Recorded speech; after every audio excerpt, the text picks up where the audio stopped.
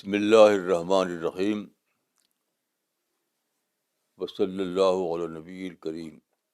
7 جنوری 2017. اس سے پہلے کئی بار میں یہ کہتا رہا ہوں کہ مائنڈ کو ٹریگر ہونا چاہیے، تب بڑی بڑی باتیں سمجھ میں آتی ہیں. تو آج مجھے سمجھ میں آیا کہ یہ جو ٹریگر کانسیپٹ ہے یہ قرآن میں موجود ہے. اس کے لیے جو لفظ ہے تبسم کا یہ مطلب تو ہے ایک واقعہ پیش آیا، اس سے آپ کا مائنڈ ایکٹیو ہوا اور ایک اور بات آپ کو سمجھ میں آ گئی. To take lesson from science, یہی تبسم ہے. تو عجیب بات ہے کہ قرآن میں ساری ہی بات مجھے مل جاتی ہے، ساری بات. ایک اور بہت بڑی بات ملی، عرض کروں گا. تو آج کیا ہوا کہ صبح کو میں اٹھا تو بارش ہو رہی تھی. تو ایک نیا واقعہ تھا کہ روزانہ نہیں ہوتی تھی، تو اس سے میرا مائنڈ ٹریگر ہوا. تو میں سوچتے سوچتے میں آپ تک پہنچا کہ اللہ رب العالمین کے کلام کی دو قسمیں ہیں، کلام ناطق اور کلام غیر ناطق، یعنی ان ورڈس اور ود آؤٹ ورڈس. تو یہ بات سارے علماء مانتے ہیں، لیکن رسول کے لیے مانتے ہیں صرف. وہی مطلوب وہی غیر مطلوب، یہی کانسیپٹ ہے. وہی مطلوب وہ ہے جو ان لیٹر آئی ہو، جبریل لائے ہوں. وہی غیر مطلوب وہ جو یعنی by the way of inspiration ملی ہوئی آپ کو. تو سارے علماء اس کو رسول اللہ سے مانتا ہوں، لیکن میں سمجھتا ہوں کہ وہ جنرل سنت ہے. وہی مطلوب صرف رسول اللہ کا معاملہ ہے، یعنی جبریل لائیں اور رسول اللہ کو بتائیں، وہ ہے وہ مطلوب. تو وہ رسول اللہ کا معاملہ ہے. لیکن وہی غیر مطلوب سارے انسانوں کا معاملہ ہے. تھرو انسپریشن جو ملتا ہے، یا جب مائنڈ ٹریگر ہوتا ہے تب ملتا ہے، یا توسب کو ملتا ہے، وہ سب وہی غیر مطلوب ہے، وہ سارے انسانوں کے لیے ہے. تو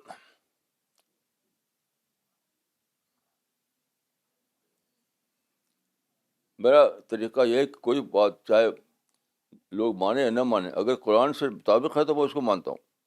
میں اس کی پرواہ نہیں کرتا کہ کون اس کے خلاف ہو، کون موافقت کرے گا، مجھے اس سے مطلب نہیں. اگر وہ قرآن کے مطابق ہے تو بالکل ٹھیک ہے. دیکھیے قرآن میں غور کرنے سے معلوم ہوتا ہے کہ یہ دو طریقے سے اللہ اپنی ہدایت دیتا ہے.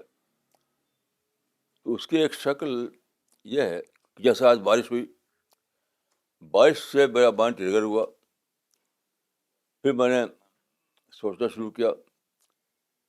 تو میں سوچا بارش بھی ایک کلام الہی ہے، لیکن وداؤٹ ورڈ ہے. یعنی بارش آتی ہے تو وہ کہتی ہے اس پہ اعلان کے بغیر، وداؤٹ اناؤنسمنٹ، کہ اے کسانوں اٹھو، اب اب وقت آ گیا کہ کھیت سے غلہ پیدا کرو. تو یہ وداؤٹ ورڈ اللہ کا کلام ہوتا ہے. اس کو جاننا پڑتا ہے، یعنی کسان کو جاننا پڑتا ہے کہ بارش ہم کو ایک بخشش دے رہی ہے اللہ کی طرف سے. اگر کوئی یہ نہ سمجھے تو ہم کو کھانے کے لیے اناج نہیں ملے گا، فوڈ نہیں ملے گا. بارش آئے گی، پانی بہا کر چلائے گا سمندر میں، اور کچھ نہیں ہوا. تو دیکھیے یہ بہت ہی بڑی بات ہے جس سے مسلمان بے بہرا ہیں. بے بہرا ہونے کی وجہ کیا ہے؟ یعنی خود ساختہ نظریات میں پھنسے ہوئے ہیں، خود ساختہ. مثلا یہ کہتے ہیں کہ اسلام مکمل ضابطہ حیات ہے. مکمل ضابطہ حیات مانا آپ نے یعنی کمپلیٹ سسٹم لائف. تو آپ نے بند کر دیا اس کو. اس کو ایک ایبسولوٹ ماڈل بنا دیا جو 7ویں صدی عیسوی میں بنا تھا، بس اسی کو اپلائی کرتے رہو.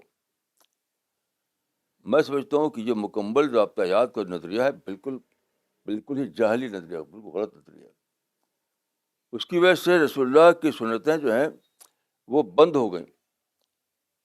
جو کتابوں میں لکھ دیا گیا وہی سنت رسول ہے، حالانکہ جو نہیں لکھا گیا وہ بھی ہزاروں ہزار ہیں. اور تو that lead to intellectual stagnation. یہ جو کانسیپٹ بنایا گیا مکمل ضابطہ حیات، اس کی وجہ سے کیا ہوا ان ٹرمس آف ریزلٹ؟ وہ ہوا اسٹیگنیشن، جمود. کہ بس ایک ماڈل ہے ایبسولوٹ ماڈل، اسی ایبسولوٹ ماڈل کو دہراتے رہو. مثلاً لوگ ہمارے جو کچھ حضرات ہیں علماء میں جو بہت دھوم سے داڑھی پہ خطاب کرتے ہیں، کہتے ہیں سنت رسول ہے، اور دوسری حصے ہزاروں گنا بڑی بڑی سنتیں بے خبر ہیں وہ. مثلاً دیکھیے ایک سنت رسول یہ بھی ہے کہ کھوئے ہوئے کو ریگین کرنا، اس کے پیچھے مت پڑو. یعنی کھوئے ہوئے کو ریگین کرنا نہیں پالیسی ہونی چاہیے تمہاری، بلکہ کھونے کے بعد جو اپرچونیٹی ہے اس کو اویل کرو. مثلاً دیکھیے مکہ میں آپ جانتے ہیں کہ حضرت ابراہیم نے کعبہ بنایا تھا 4000 سال پہلے، اور کعبہ جو تھا وہ توحید کا مرکز تھا، بت پرستی کے خلاف تھا. تو بعد کے زمانے میں نئے لوگ پیدا ہوئے اور ان میں دھیرے دھیرے شرک آ گیا، تو وہی قابض ہو گئے کعبہ پر. تو جب رسول اللہ آئے تو کعبہ پر قبضہ دوسروں کا تھا، مشرکین کا، اور مشرکین نے اس کو یعنی بت کا مرکز بنا دیا تھا.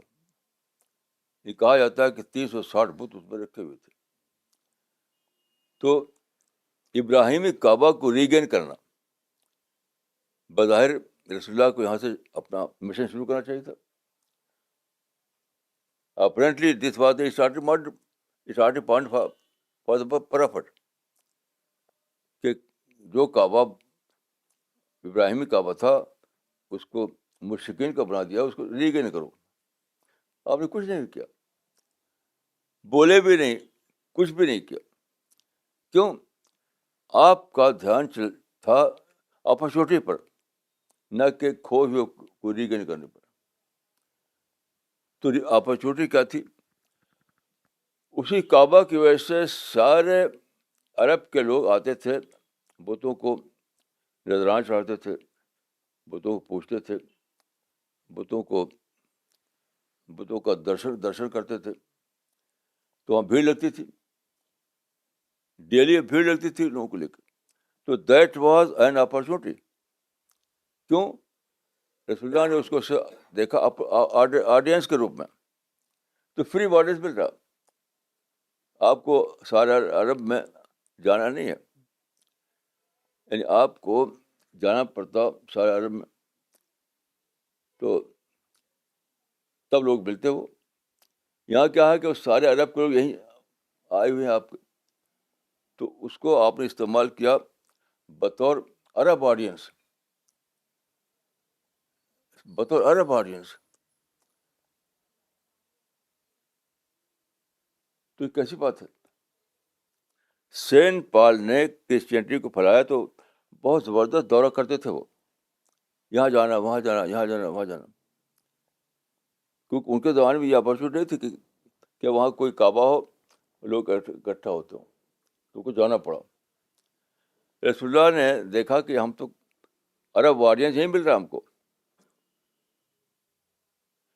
تو ہم کعبہ کو یعنی اس کعبہ کو جو ابراہیمی کعبہ تھا اس کو ریگن کرنے پر آپ نے دھیان نہیں دیا، بلکہ جو پریزنٹ کعبہ تھا جس کی وجہ سے جو تھا مشرقین کا، لیکن اس کی وجہ سے وہاں یہ ہو رہا تھا کہ سارے عرب کے لوگ وہی آتے تھے، تو عرب آڈینس وہاں مل رہا تھا آپ کو، وہاں اپنے دعوت شروع کر دی. اب یہ ایک سنت رسول ہے، لیکن کوئی جانتا نہیں اس کو، کیونکہ بس وہ داڑھی میں خطاب لگانا اور موچھ کاٹنا اور وغیرہ وغیرہ کچھ چیزیں بنا رکھی انہوں نے، اونچا پاجامہ، کوئی سنت رسول سمجھتے ہیں.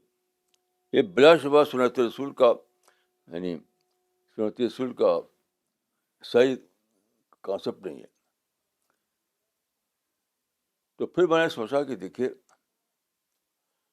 اس ذہن کی وجہ سے مسلمان کتنی بڑی چیز سے محروم ہیں، کتنی بڑی چیز سے، کہ اسلام جب آیا تو اس زمانے میں انٹرنیشنل دور نہیں آیا تھا، وہ لوکل، تمام چیزیں لوکل ہوا کرتی تھی. لیکن اس زمانے میں جو نیا دور جس کو ہم کہتے ہیں، نئے زمانے میں کیا ہوا، انٹرنیشنل دور آ گیا ہر چیز کا. مسلمان نے اس کو جانا، نہ اس کو اویل کیا، نہ جانا نہ اس کو اویل کیا. اس کی میں ایک مثال دیتا ہوں آپ کو. سارے مسلمان بہت زیادہ وہ الغائے خلافت کا مسئلہ بنائے ہوئے ہیں. الغائے خلافت کا مطلب تھا یعنی خلافت کو ختم کرنا. تو کمال اتاترک کے بہت خلاف ہیں سب لوگ، اسلام کو دشمن سمجھتے ہیں اس کو، کہ اس نے عثمانی خلافت کو الغا کر دیا. یہ کیا ہے؟ یہ اسی بے خبری کا نتیجہ ہے. میرے نزدیک اتاترک نے خلافت کا الغا نہیں کیا، اس نے اپنے زمانے کے حالات کو ایکسیپٹ کیا، یعنی اپنے زمانے کی ریئلٹی کو ایکسیپٹ کیا. کیوں؟ یہ خلافت ترکی جو تھی، جن ملکوں میں تھی، وہ ایشیا میں پھیلے ہوئے تھے، افریقہ میں پھیلے ہوئے تھے، تو وہ مسلم نہیں تھے. وہ کچھ عرب تھے مسلمان، باقی مسلم نہیں تھے. تو وہ دوسروں کے لیے وہ دور غلامی تھا. جن کے جو ممالک ترک خلافت کے تحت تھے، جن کو تلوار کے زور پر قبضہ کیا گیا تھا، تو ان کے لیے تو وہ دور غلامی تھا، دور خلافت نہیں تھا ان کے لیے. اب جب نیا زمانہ آیا، نیشن اسٹیٹ کا کنسپٹ پھیلا، نیشن اسٹیٹ، کہ ہر نیشن کو حق ہے کہ وہ اپنی پسند کی حکومت بنائے. تو نیشن اسٹیٹ کے زمانے میں خلافت کا وہ کانسیپٹ تھا پہلے، وہ ارریلیونٹ زمانے سے ارریلیونٹ ہو گیا. ہر جگہ یہ لوگ چاہتے تھے کہ انکلوڈنگ عرب لوگ بھی چاہتے تھے کہ ہماری حکومت ہمارے پاس ہو، دوسرے کے پاس کیوں نہیں. استنبول سے کوئی آدمی کیوں ہم پر رول کرے؟ آپ جانتے ہیں کہ اس زمانے میں عربوں میں بہت بڑے پیمانے پر ایک تحریک چلی تھی جو کہتے ہیں قومیت عربیہ، عرب نیشنلزم. یہ تو تھی عرب نیشنلزم یا قومیت عربیہ، یہ تو تھی کہ حکومت ہمارے ہاتھ میں ہونی چاہیے. استنبول سے کوئی رول کرے اس کو حق نہیں ہمارے حکومت کرنے کا. تو نیشن اسٹیٹ کی وجہ سے وہ سارے جو سبجیکٹ تھے ترک کے خلاف کے، وہ باغی ہو چکے تھے، باغی. تو اتاترک نے صرف یہ کیا کہ ہی ایکسیپٹڈ دا ریئلٹی، خلافت کا الغا نہیں کیا اس نے. ہی ایکسیپٹڈ دا ریئلٹی کہ وہ زمانہ ختم ہو گیا جب کہ کسی ایک جگہ بیٹھ کر کے ایک ایمپرر رول کرے. وہ زمانہ ختم ہو گیا. اس زمانے میں بنا تھا خلافت کا کانسیپٹ. تو اب کیا ہے؟ آپ مان لو، جو ہو گیا مان لو. جیسے سلطان نے جو کعبہ میں بت تھے تو مان لیا اس کو کیونکہ اس کی دھیان ہو گیا اپرچونیٹی پر. تو یہ سارے مسلمانوں میں جو آج کل اسٹیگنیشن آ گیا ہے. اسٹیگنیشن یعنی انٹلیکچوئل اسٹیگنیشن. زمانے کو سمجھتے نہیں. اولڈ ماڈل وہی جو بنا رکھا ہے مدینے والا, اسی کو چاہتے ہیں کہ اسی کو پھر سے قائم کریں, ویسی حکومت ہو. ایک صاحب کا مطلب مجھے معلوم ہوا, میں ان کو جانتا تھا, جانتا ہوں ان کو, لیکن آج کل ملاقات نہیں ہوئی. میں نے سنا کہ انہوں نے برسوں مطالعہ کیا اس بات کا رسول اللہ کا کپڑا کیا تھا, کیسے چلتے تھے, مطالعہ کر کے نکالا انہوں نے. اس طرح کے چپل پہنتے تھے, ایسا آسا آپ کا ہاتھ میں ہوتا تھا, اور ایسا کپڑا ہوتا تھا, ایسا امامہ, وہ ایسے ہولیا بنا لیا اپنا. وہ سمجھتے کہ وہ رسول اللہ کی سنت چل رہے ہیں. یہ ہرگز سنت رسول نہیں ہے. اور سارے علماء ہی کر رہے ہیں, سارے علماء ہی کر رہے ہیں. وضاقتہ کو یا کلچر کو یا لباس کو سمجھ رکھا انہوں نے سنت رسول, اسی کو خوب ویسے دہراتے ہیں. اونچا پاجامہ, لمبا کرتا, یہ کیا ہی اس کو سنت رسول. ہرگز سنت رسول نہیں. یہ تو کلچر ہے, یہ تو کلچر ہے. سنت رسول زیادہ بڑی باتیں ہیں. جیسے میں نے عرض کیا کہ آپ کے زمانے میں جو کعبہ تھا وہ کعبہ ابراہیمی کعبہ مشکل بن چکا تھا. یعنی آپ کھو چکے تھے اس کعبہ کو, تو اس کو ریگین کرنے کا مسئلہ تھا. آپ نے ریگین کرنے کی توجہ نہیں دی. آپ نے کیا کیا کہ اپرچونیٹی جو کریٹ ہو رہی تھی کہ عرب آڈینس سارا کا سارا مکہ میں اکٹھا ہوتا تھا, اس کو آپ نے اویل کیا. یہ ہے اسلام, یہ ہے سنت رسول. تو کل مجھے معلوم ہوا کہ یہاں ایک پروفیسر آئے تھے دلی میں, انہوں نے تقریر کی. انہوں نے یہ شکایت کی کہ آج کل سارے مسلمان جو ہیں دنیا میں ایک ایسی کمیونٹی بن گئے ہیں جو مس فٹ ہے آج کی دنیا میں. آج کی دنیا میں کوئی پلیس نہیں ان کو. لوگ سمجھتے ہیں کہ مس فٹ ہے. یہ تو کیوں مس فٹ ہے؟ وہ سمجھتے ہیں کہ اسلام ایسا مذہب ہے. نہیں, وہ مس فٹ اس لیے ہے کہ انہوں نے سنت رسول کا ایک خود سیلف اسٹائل ماڈل بنا لیا, خود ساختہ سیلف اسٹائل ماڈل, کہ وہ جو جیسا رسول اللہ کرتے تھے وہی آج بھی ہمیں دہرانا. ایک بات میری سمجھ میں آئی کہ شاہ ولی اللہ صاحب بہت بڑے مانے جاتے ہیں عالم, بہت ہی بڑے. ان کی کتاب ہے حجت اللہ البالغہ. تو شاہ ولی اللہ صاحب نے لکھا ہے کہ رسول اللہ کی سنت کے دو حصے ہیں, سنت ثابتہ اور سنت عادیہ. تو سنت ثابتہ وہ ہے جو اللہ نے آپ کو کہا کہ اس کو قائم کرو. سنت عادیہ سے مراد وہ لیتے ہیں جو عرب کی میں رائج تھا, عرب میں رائج تھا. تو میری سمجھ میں آیا کہ سنت عادیہ کیا چیز ہے؟ ملکی کلچر. عرب کی بات نہیں ہے وہ, اس کو عرب کی نسبت سے انہوں نے کہا کہ سنت عادیہ یعنی عرب کی عادات. میری سمجھ میں آیا کہ وہ ملکی کلچر ہے. جہاں پہ آپ ہوں گے تو آپ کا ایک آئیڈیالوجی ہوگی جو توحید پر بیس کرتی ہے, وہ آپ کا مذہب ہوگا. لیکن ایک ہوگا ملک کا کلچر. مثلا یہاں ہم پینٹ پہنتے ہیں, کرتا پاجامہ. ہم یورپ جائیں تو ہم کو پتلون اور کوٹ پہننا چاہیے, یہ نہیں کرنا چاہیے وغیرہ. تو جو بعد کے زمانے میں جو کانسیپٹ بنا سنت رسول کا, اس نے مسلمانوں کو اسلیگریشن میں مبتلا کر دیا. کیونکہ وہ ایک انی ادر دین قرآن وہ جو تھا وہاں پر, وہ تو کلچر کا حصہ تھا, کلچر کا. یا جو کچھ لڑائیاں جو ہوئیں وہ ٹرائبل کلچر کا حصہ تھا. عرب میں چونکہ ٹرائبل ہی نہیں تھا, اور ٹرائبل جو تھے وہ لڑنے کے ساتھ کچھ اور جانتے ہی نہیں تھے. تو جس چیز کو جہاد کے نام پر لڑنا شروع کیا مسلمانوں نے بعد کے زمانے میں، وہ ٹرائبل کلچر کا پارٹ تھا. ایسے ہی جو بودا قطع بنائی مسلمانوں نے وہ عرب کلچر کا پارٹ تھا. تو اس سے باہر جب نکلیں گے ہم تب ہم اپرچونیٹی کو اویل کر سکیں گے.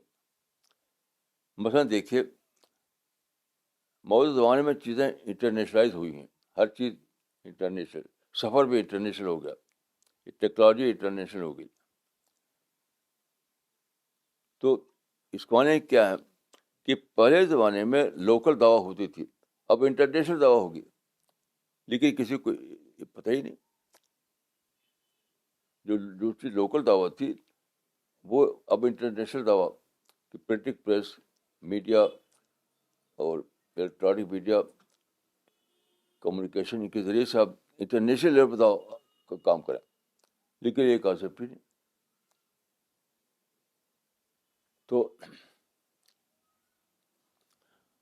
آپ کو آپ کو اس یعنی اسلام کے اس کانسیپٹ کو ریوائیو کرنا ہے، اسلام کے اس تصور کو ریوائیو کرنا ہے. لوگوں کو بتانا ہے کہ اسلام میں اسٹیگنیشن نہیں ہے، اسلام ایک انقلابی تصور دیتا ہے، انقلابی تصور.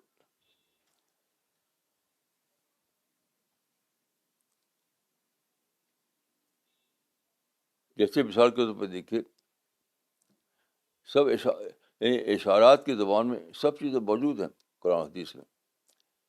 مثلا قرآن میں ہے کہ لتنذر ام القری ومن حولها، رسول اللہ کے بارے میں کہ تاکہ تم عرب کی جو راجدھانی ام القری کہتے ہیں، راجدھانی کیپٹل سٹی، عرب کے کیپٹل سٹی کو اس کے آس پاس کو باخبر کر دو. لتنذر ام القری ومن حولها، اس آیت میں کیا ہے؟ مکہ کو، اطراف مکہ کو بتا دو. ام القری سے مطلب مراد ہے مکہ، یعنی اور حولہا سے مراد مکہ کا اطراف. یہ اس زمانے میں آیا تھا جب کہ صرف یہی ممکن تھا، یعنی لوکل دعویٰ ہی ممکن تھی اس زمانے میں. اچھا آج کیا ہے؟ آج ماڈرن کمیونیکیشن کے ذریعے سے آپ انٹرنیشنل لیول پہ کام کر سکتے ہیں. تو آپ انٹرنیشنل پھیلائیے، ماڈرن کمیونیکیشن کو لے کر کے آپ دعوت کا کام انٹرنیشنل لیول پر پہنچائیے. تو اس کا اشارہ موجود ہے، یعنی جو حدیث ہے کہ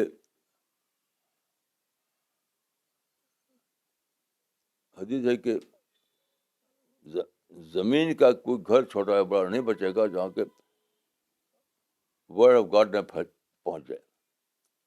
اس زمانے میں ناممکن تھا یہ، اس زمانے میں ممکن نہیں تھا کہ ورڈ آف گاڈ ہر گھر پہنچائیں. اب کیا ہے؟ اب ماڈرن کمیونیکیشن نے اس کو ممکن بنا دیا. اور دوسری طرف یہ کہ پرنٹنگ پریس آ گیا، تو آپ قرآن کے ترجمے تمام زبانوں میں تیار کیجیے، اس کو ماڈرن کمیونیکیشن کے ذریعے ہر گھر میں داخل کر دیجیے. یعنی اس حدیث میں اس بات کا اشارہ دیا گیا ہے کہ ایک زمانہ آئے گا جب کہ یہ ممکن ہو جائے گا کہ اللہ کے کلام کو، یعنی قرآن کو ہر گھر میں پہنچایا جا سکے، جبکہ اس وقت ممکن نہیں تھا.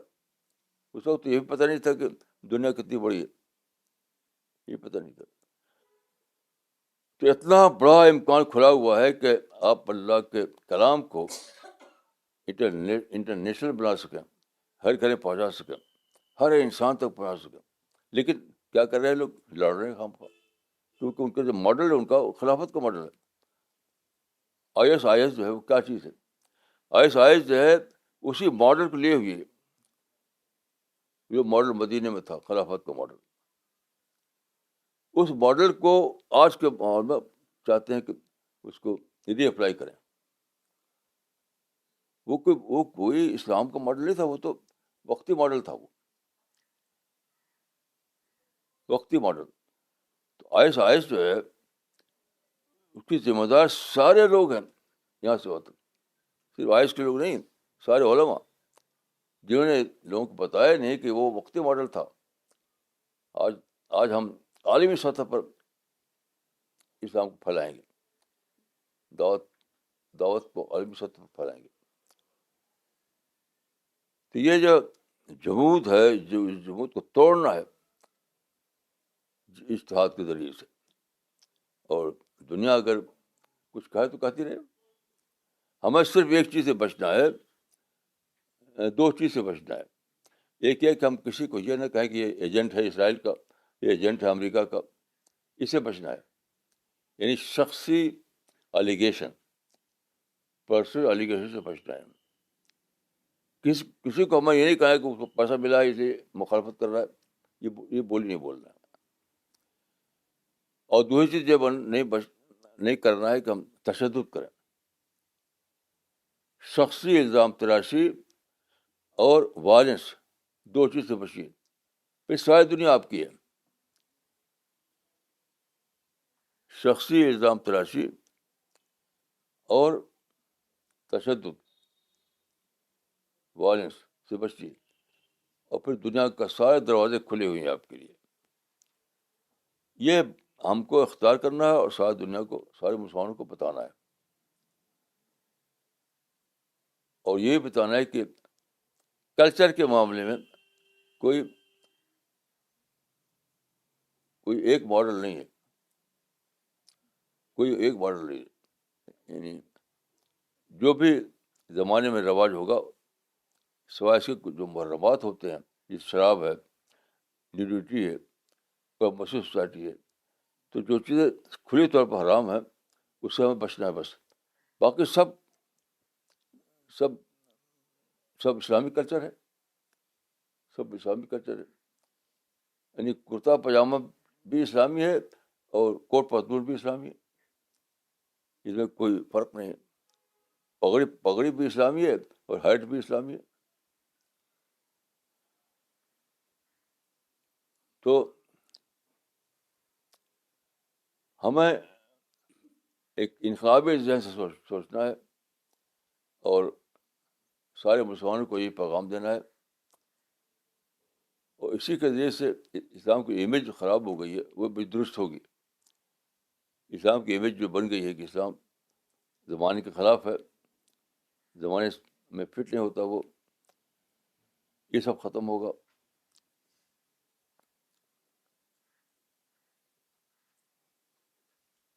تو ہم میں سے ہر شخص کو یہ کرنا ہے کہ وہ زمانے سے باخبر ہو، زمانے سے باخبر ہو، اپنے آپ کو وقت کے مطابق تیار کرے، اور پھر خود اسی پہ کھڑا ہو اور مسلمانوں کو اسی پر کھڑا کرنے کی کوشش کرے. میں سمجھتا ہوں کہ یہ آج کی سب سے بڑی ضرورت ہے کہ ہم اس بات کو سمجھیں، اس حقیقت کو سمجھیں. کل مجھے معلوم ہوا کہ ایک صاحب جو باہر کے آئے تھے، ایک پروفیسر، انہوں نے تقریر کی. ان کی تقریر جو بتائی گئی مجھے، وہ ساری کی ساری کرسچن تھی. وہ صحیح کرسچن صحیح تھی، ان کی کرسچن صحیح تھی، کیونکہ مسلمان وہی حال ہے جو انہوں نے بتایا. لیکن سوال ہے کہ ایسا حال کیوں ہوا؟ تو سنت کا ایک ایبسولوٹ ماڈل بنا لیا، سنت رسول کا ایبسولوٹ ماڈل. مثلاً خلافت کو ایبسولوٹ ماڈل مان لیا آپ نے، تو اس کے نتیجے میں کیا ہوا؟ آئس برآمد ہوئی. وہ کہہ رہے ہیں کہ ہم سنت رسول کو کے مطابق خلافت کو قائم کرنے کے لیے اٹھ رہے ہیں. تو سنت کا ایبسولوٹ ماڈل جو ہے میرے نزدیک یہ صحیح نہیں ہے. سنت کا اجتہادی ماڈل ہونا چاہیے. سنت کا پھر سے ہمیں سمجھنا چاہیے کہ سنت رسول کیا ہے. تو یہ چند باتیں تھیں جو آج میری سمجھ میں آئیں.